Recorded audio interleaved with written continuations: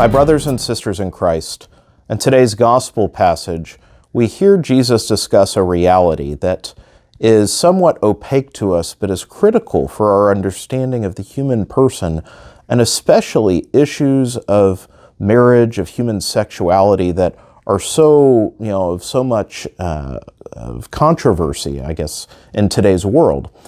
And so in this image, which the Sadducees bring up, actually, their point in trying to trap Jesus has nothing to do with sexuality, but instead they're trying to deny the resurrection. They're offering him a reductio ad absurdum kind of environment, if you're familiar with that kind of logical jargon.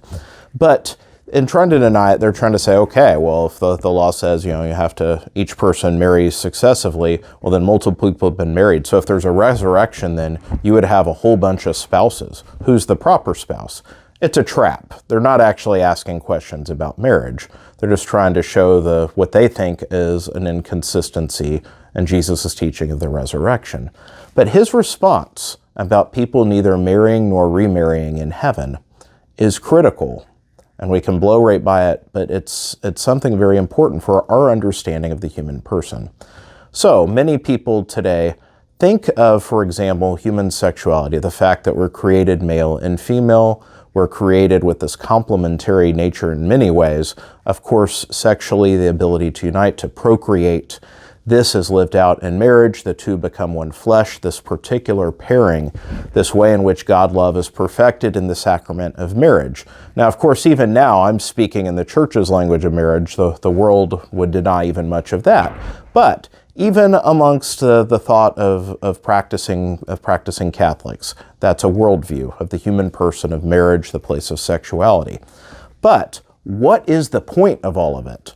And you hear this come up sometimes when people deny that celibacy, for example, is unnatural. That the idea that someone would refrain from sexual activity or not get married in this way, that it's unnatural.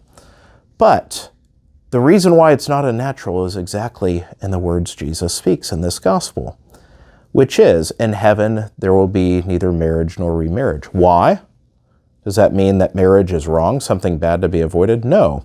But what God is speaking of here, or Jesus is speaking of, is that this invitation, in this case, we're talking about the sacrament of matrimony, but the different vocations, the ways in which God calls us to follow him, are unique ways in which we are brought to the perfection of love, the fulfillment of our identity. Created in the image and likeness of God, who is love, we are created to love as he does.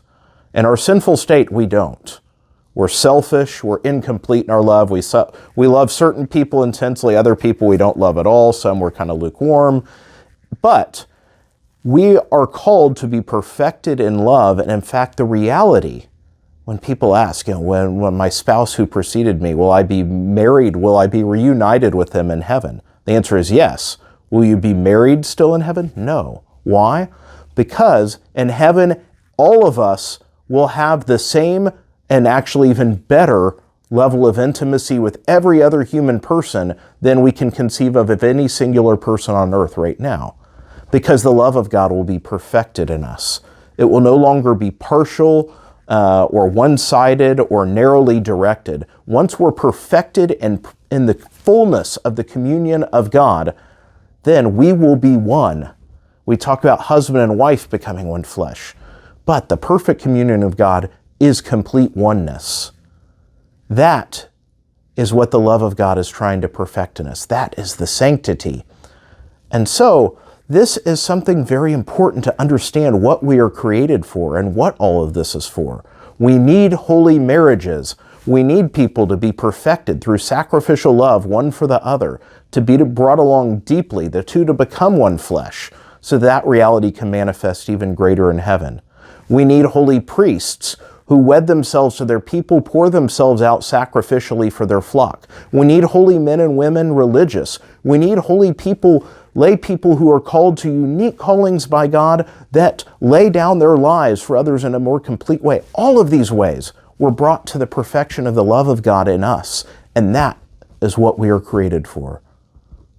We're not created for sexual pleasure.